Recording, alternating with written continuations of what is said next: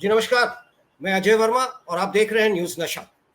Jharkhand elections आज की तारीख में बड़ा मुद्दा है, क्योंकि झारखंड जब बना तो लोगों को एक उम्मीद थी कि झारखंड एक नए स्टेट के रूप में सामने आएगा। झारखंड बना, उत्तराखंड बना और लोग छत्तीसगढ़, लोगों को लगा कि एक पुराने राज्य से बटकर, क्योंकि लोगों को हमेशा ये कहना होता था कि बिहार अपने लिए, बिहार के लोग अपने लिए, बिहार के राजनेता अपने लिए झारखंड का शोषण करते हैं, क्योंकि झारखंड में माइंस, मिनरल रिसोर्सेज अफरात है और लोगों का कहना था कि हमारे पैसे पे बिहार जिंदा है। चलिए ठीक है, एक स्टेट बना। पर आज की तारीख में झारखंड जिस तरीके से, जो ड्रीम था लोगों का, जो एक सपना था, क्योंकि ये एक ट्राइबल मूवमेंट था, झारखंड मूवमेंट वो था ट्राइबल मूवमेंट। बिरसा मुंडा से लेकर आप नीचे तक आएंगे तो एक जोश वहां के ट्राइबल्स का, आदिवासियों का था कि हमारा एक अपना होमलैंड हो, स्टेट जिसमें कि हमारी, क्योंकि हमेशा से उनका एक रहता था कि उत्पीड़न, हमें दबाया जाता है। तो राज्य का निर्माण हुआ, एक कल्पना की गई और राज्य का निर्माण हुआ, Jharkhand came into existence, right. Manoj ji इस पे बेहतर बताएंगे। हमारे साथ रांची से जुड़ रहे हैं मनोज प्रसाद जी, वरिष्ठ पत्रकार, और वरिष्ठ क्या, बहुत ही आज की तारीख में इनकी जो पकड़ है झारखंड पे वो बयान नहीं किया जा सकता। पॉलिटिकल हो, क्योंकि एक पत्रकार के तौर पे इन्होंने स्ट्रैटेजिकली, पॉलिटिकली और आम जनता के साथ ग्राउंड पे जाकर इन्होंने काम किया है। तो मेरा सवाल इनसे एक बहुत सिंपल सा है, अब मैं इनसे जानना चाहूंगा कि ये जो स्टेट बना विद एक उम्मीद के साथ कि वहां के ट्राइबल्स का, आदिवासियों का, और आज भी देखा जाता है कि राजनीति में इनका एक इंपॉर्टेंस है, क्योंकि 28 सीट ऐसे हैं, कंस्टिट्यूएंसीज जो कि ट्राइबल के लिए रिजर्व्ड है। और अभी तक बनने के बाद से 5, जो 6 मुख्यमंत्री बनाए गए वहां, उसमें 5 ऐसे हैं, 5 मतलब 1-2 तो रिपीट किए हैं, तो मैं 5-6 की बात कर रहा हूं जो कि ट्राइबल्स हैं। ये मुश्किल था किसी भी पॉलिटिकल पार्टीज को कि ट्राइबल को दरकिनार कर, छोड़कर, विदाउट अ ट्राइबल फेस राज्य चलाया जा सके। आज भी इनका इंपॉर्टेंस, बट क्या इस इलेक्शन में या आने वाले समय में या आज की तारीख में ये कहां स्टैंड करते हैं, मैं मनोज जी से जानना चाहूंगा। जी मनोज जी नमस्कार।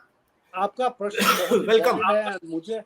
मुझे ये लगता है कि आपके दर्शकों को मैं इतना बताना चाहूंगा। पहले हम लोग समझें कि झारखंड जो है ये पूरे देश के मैप में 2.42% of the countries total geographical area में आता है।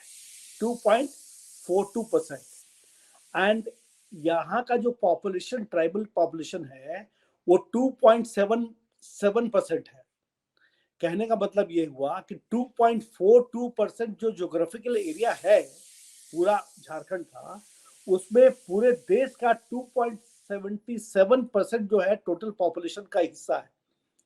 अब उसमें देखिएगा कि आप 14 सीट से यहाँ पर लोकसभा में, जिसमें 2.5% शेयर जो है लोकसभा का इलेक्शन में यहाँ पड़ता है। जैसा कि आपने सही कहा कि झारखंड मूवमेंट के शुरुआती से ही, जब शुरुआत हुआ तो इंडिपेंडेंस मूवमेंट के पहले से ही झारखंड मूवमेंट का आंदोलन शुरू हो चुका था, आप हम सबको मालूम है अच्छी तरह से। और उसके पीछे में जयपाल सिंह मुंडा ने इसकी शुरुआत की थी रांची में डोरंडा के स्थित स्थल से। लेकिन उस समय एक ये ट्राइबल मूवमेंट था, लेकिन ट्राइबल मूवमेंट धीरे धीरे धीरे धीरे धीरे धीरे धीरे धीरे नॉन ट्राइबल्स को भी अडॉप्ट कर लिया। तब क्या हुआ कि सब parties other than then ruling party called RJD and the Congress, they were not supporting this particular movement openly. तो बीजेपी जब शामिल हो गई तो पूरे भारत, झारखंड के tribal and non tribal population का करीब करीब सोचिए कि 98% पॉपुलेशन इस पे सहमति दे दिया कि हम झारखंड मूवमेंट से झारखंड को अलग राज्य बनाना चाहते हैं। लेकिन तब ही उठता है बात कि ये जो 98% पॉपुलेशन के बारे में आप बात कर रहे हैं, तो उसका 27-28% पॉपुलेशन तो ट्राइबल पॉपुलेशन है। और जब देश आजाद हुआ था 1947 में, तो 1951 की जो सेंसस है उस सेंसस के अनुसार ट्राइबल का पॉपुलेशन यहाँ पर 55-44% था, लेकिन चूंकि डेवलपमेंट प्रोसेस शुरू हुआ तो नॉन ट्राइबल पॉपुलेशन यहाँ आते गए, उसकी संख्या बढ़ती गई और ट्राइबल पॉपुलेशन जो है घटता गया। लेकिन ट्राइबल के दिमाग में, आदिवासियों के दिमाग में ये बात हमेशा रहा। अब देखिए, आदिवासी भी कोई एक ऐसा कम्युनिटी नहीं है। झारखंड में कम से कम 5 मुख्य रूप से बड़े आदिवासी कम्युनिटीज है, जैसे कि हम जानते हैं ओराव, मुंडा, संताल, होस, ये बड़े हुए। लेकिन इसके साथ साथ प्रिमिटिव ट्राइब्स हैं जो कि 29-30 सब मिला के हो जाते हैं। सब में समानता नहीं है, इक्वालिटी नहीं है, सब अलग अलग ग्रुप के, उनका लैंग्वेज भी अलग है, लेकिन सब आदिवासी के रूप में हैं और उनकी मान्यता शुरू से लेकर यही थी कि हम झारखंड राज्य को अलग करेंगे। पहले तो था कि हम 4 राज्य में जो ट्राइबल पॉपुलेशन एरिया है, जो उसको बोलते हैं ग्रेटर झारखंड, जो छत्तीसगढ़ अलग हुआ उसका पार्ट, बंगाल का पार्ट और फिर बिहार का पार्ट को मिक्स करके हम जो राज्य बनाएंगे वो ग्रेटर झारखंड बनेगा, लेकिन वैसा हो नहीं पाया। छत्तीसगढ़ अलग बना, यहाँ बना। तो आपका प्रश्न सीधा ये था कि राज्य बने हुए करीब करीब 24 साल हो गए, लेकिन इस राज्य बनने के बाद में यहाँ के जो ट्राइबल पॉपुलेशन है उनका डेवलपमेंट क्या, किस दृष्टिकोण से अग्रसर हुआ। और मिनरली रिच है, इतना सारा मिनरल्स, 44% ऑफ मिनरल्स पूरे कंट्री का इस झारखंड राज्य में पड़ा हुआ है। तो आखिर क्या हुआ, मैं 2 चीज बताना चाहूंगा आपको। अजय जी, आप तो झारखंड के रहे हैं, आप इतने वरिष्ठ पत्रकार हैं, आपको इतनी जानकारी रही है, आपके समक्ष पे बात करना भी थोड़ा लगता है कि मैं बात करूं तो आप इससे शायद सोचेंगे जरूर, ऐसा मुझे लगता है। आप देखिए कि ट्राइबल पॉपुलेशन तो है जरूर 27%। आकांक्षाएं सबकी है कि जब राज्य बना तो ट्राइबल को आगे बढ़ना चाहिए था, और बनने के बाद यहाँ क्या हुआ। अब देखिए कि governance is a very important aspect. Chhattisgarh में जो हुआ वो झारखंड में नहीं हुआ। जो राज्य बना जाकर के आपको उधर यूपी को काट करके बनाया गया, आपको क्या बोलते उत्तराखंड, वो राज्य में जो हुआ वो तो झारखंड में नहीं हुआ। अब उसको आप विकास कहते हैं, हम भी विकास कहते हैं। विकास होना जरूरी है। अगर विकास, यहाँ के लोग आज छत्तीसगढ़ में जाकर के रोजगार कर रहे हैं, यहाँ के लोग जाकर उत्तराखंड में रोजगार कर रहे हैं, तो हमको अफसोस होता है। हमको तब अफसोस होता है कि हम देखते हैं कि यहाँ के आदिवासी पॉपुलेशन जाकर के आज महाराष्ट्र में जाकर के, चेन्नई में जाकर नौकरी करते हैं और यहाँ आते हैं। तो डेवलपमेंट तो होना जरूरी है विकास के लिए, लेकिन डेवलपमेंट हो नहीं पाया। क्यों नहीं हो पाया? उसका मूल कारण ये था, 2 कारण। एक कि यहाँ का एक 2014 के अलावा उसके पहले जो सरकारें बनी वो कभी स्टेबल नहीं थी। क्यों? क्योंकि किसी एक पॉलिटिकल पार्टी को कभी भी फुल मेजॉरिटी सपोर्ट नहीं मिला।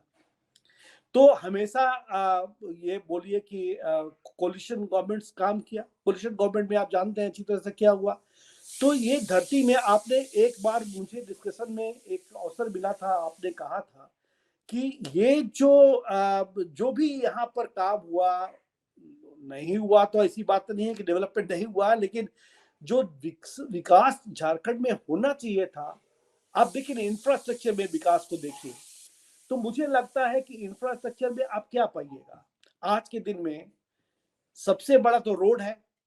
रोड के बारे में हम देखते हैं कि ठीक है, आज रोड में उतनी खराबी, नेशनल हाईवेज तो खैर ड्यूरिंग द पास्ट 10 years बढ़िया बना है। स्टेट हाईवे की स्थिति अच्छी नहीं है, उतनी अच्छी नहीं है जितनी होनी चाहिए थी और जो एक समय था।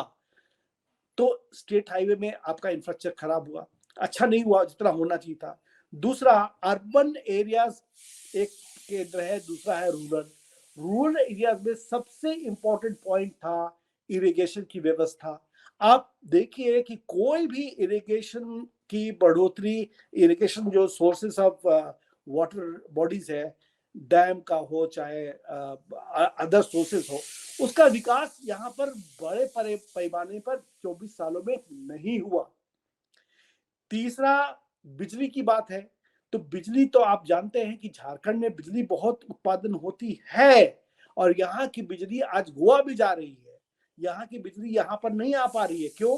क्योंकि इसका जो मैनेजमेंट सिस्टम है गवर्नेंस के लिए, गवर्नेंस जो होता है वही बहुत पुअर है।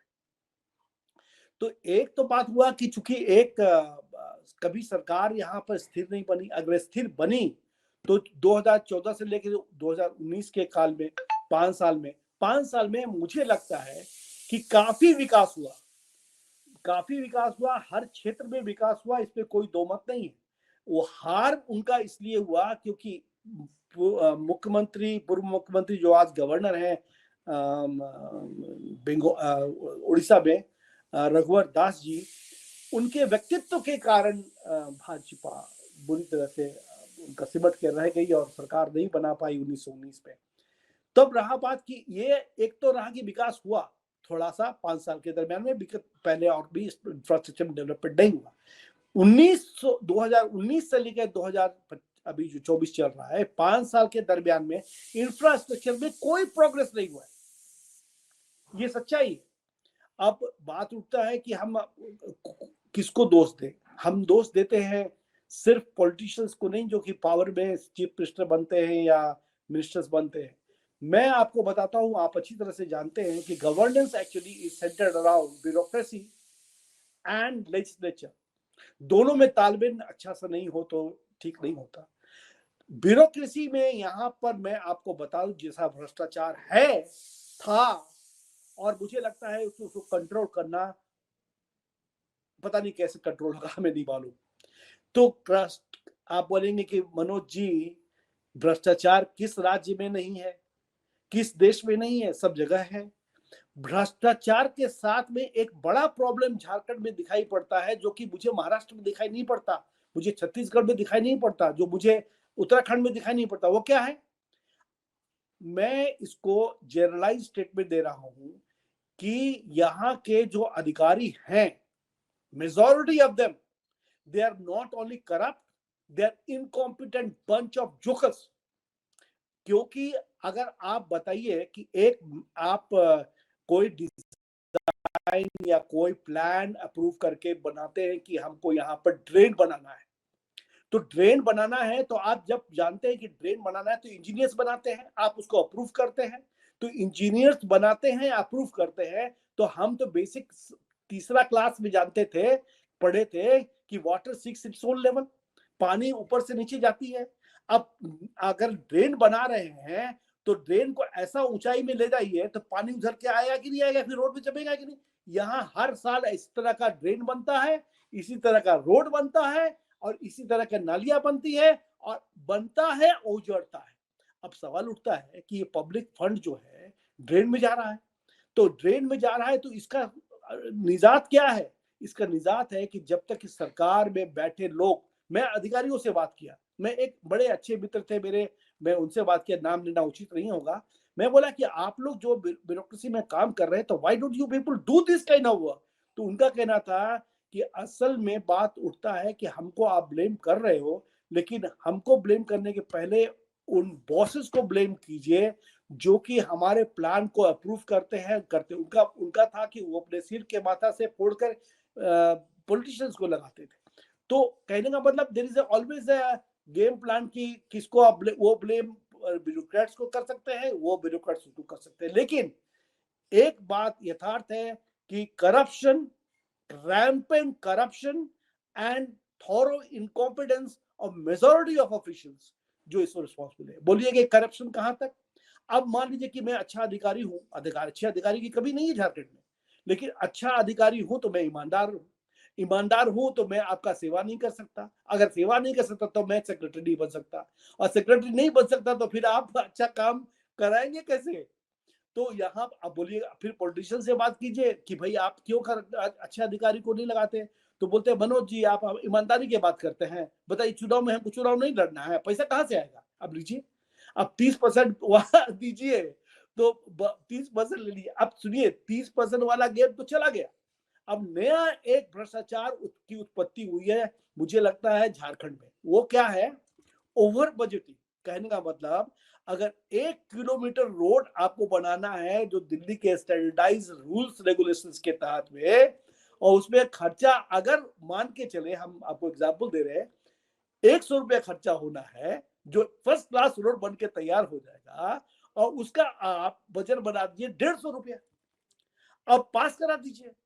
तो अब ओवर बजटिंग करा के 30% वाला बन गया 50%, तो खा लीजिए, और फिर रोड बनाइए वो भी खराब।